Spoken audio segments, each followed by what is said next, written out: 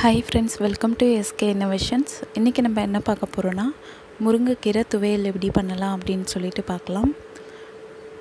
நான் இன்றைக்கி சின்ன நெல்லிக்காய் சைஸ் அளவுக்கு புளி எடுத்திருக்கேன், 8 காஞ்ச மிளகாய், ஒரு 12 பல் பூண்டு எடுத்திருக்கேன். கீரை க்ளீன் பண்ணி தண்ணியில் அலசி எடுத்து வச்சுருக்கேன். இப்போ ஒரு கடாயில் 2 ஸ்பூன் அளவுக்கு எண்ணெய் விட்டு 1 ஸ்பூன் கடுகு போட்டுக்கிறேன். கடுகு நல்லா வெடிஞ்சதும் இதோட 1 ஸ்பூன் சீரகம் சேர்த்துக்கலாம்.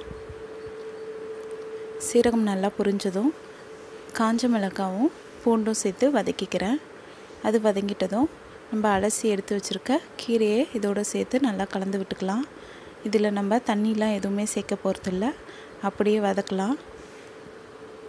இந்த மாதிரி வதங்கிடுச்சு. இது ஒரு 5 நிமிஷத்துக்கு சிம்மில் நல்லா வேகட்டும்.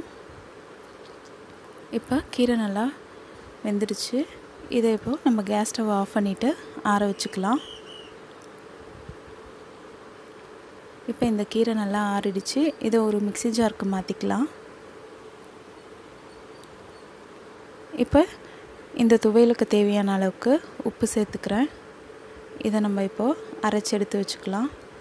அரைக்கும்போது தண்ணி கொஞ்சம் கொஞ்சமாக சேர்த்து அரைச்சிக்கோங்க. தேவைப்பட்டால் தண்ணி சேருங்க, ரொம்ப சேர்க்க வேண்டாம். இது கெட்டியாக தான் இருக்கணும். இப்போ இதை அரைச்சாச்சு. இதை ஒரு பவுலுக்கு மாற்றிக்கலாம். பாருங்கள், நம்மளோட முருங்கைக்கீரை துவையல் ரெடி ஆயிடுச்சு. இதை நீங்கள் சாதத்தில் போட்டு சாப்பிட்டா அவ்வளோ டேஸ்ட்டாக இருக்கும். கண்டிப்பாக எல்லோரும் ட்ரை பண்ணுங்கள் ஃப்ரெண்ட்ஸ். இந்த வீடியோ உங்களுக்கு பிடிச்சிருந்தா லைக் பண்ணுங்கள், உங்கள் ஃப்ரெண்ட்ஸோடு ஷேர் பண்ணுங்கள், அண்ட் எப்படி இருந்துச்சுன்னு கமெண்ட் பண்ணுங்கள். மறக்காமல் நம்ம சேனலை சப்ஸ்கிரைப் பண்ணுங்கள். தேங்க்ஸ் ஃபார் வாட்சிங் ஃப்ரெண்ட்ஸ்.